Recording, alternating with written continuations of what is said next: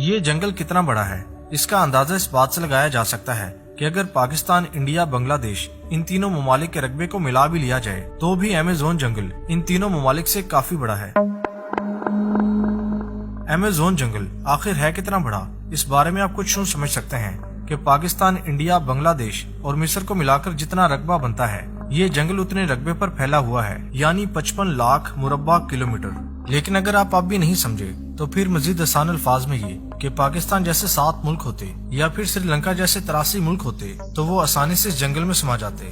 یعنی ایمیزون جنگل اگر کوئی ملک ہوتا تو پھر یہ دنیا کا 7واں بڑا ملک ہوتا، اور یوں دنیا کا 7واں بڑا ملک ہونے کا اعزاز انڈیا سے چھن جاتا۔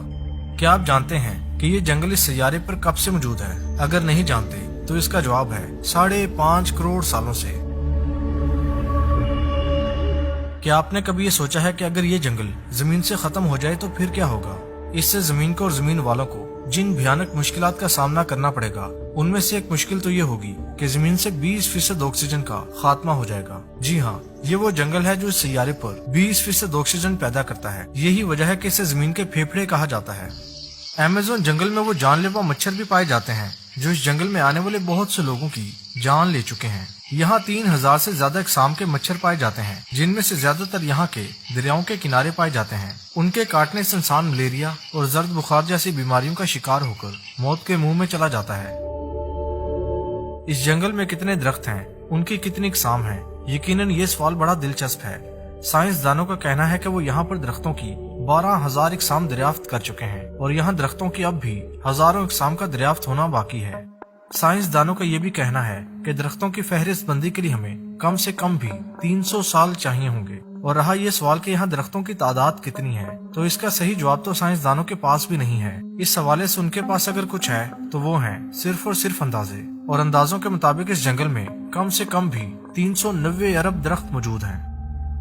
اس حیرت انگیز جنگل میں 3000 سے زیادہ اقسام کے پھل بھی پیدا ہوتے ہیں۔ لیکن کیا آپ جانتے ہیں کہ ایمیزون جنگل میں وہ پھل بھی پیدا ہوتے ہیں جن کے بارے میں دنیا کے بہت سے لوگ جانتے بھی نہیں؟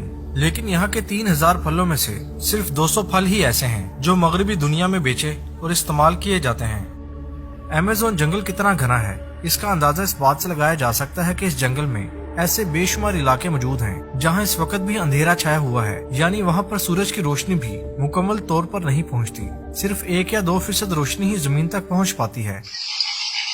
ایمیزون جنگل کی بات ہو رہی ہو اور اس جنگل میں بہنے والے دریاؤں کی بات نہ ہو تو پھر بات ادھوری رہتی ہے۔ یہ دریا ایمیزون ہے، دریائے نیل کے بعد دنیا کا دوسرا بڑا اور اس جنگل میں بہنے والا سب سے بڑا دریا۔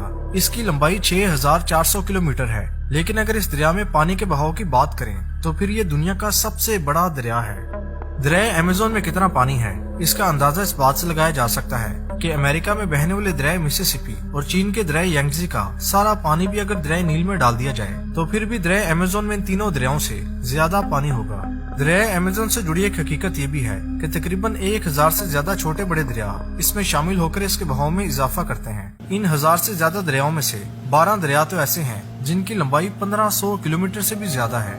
اس دریا سے جڑی ایک دلچسپ بات یہ بھی ہے کہ دریاؤں میں یہ دنیا کا دوسرا سب سے بڑا دریا جس سمندر میں گرتا ہے اسے بھی سمندروں میں دنیا کا دوسرا بڑا سمندر کہا جاتا ہے، یعنی بحر اوقیانوس۔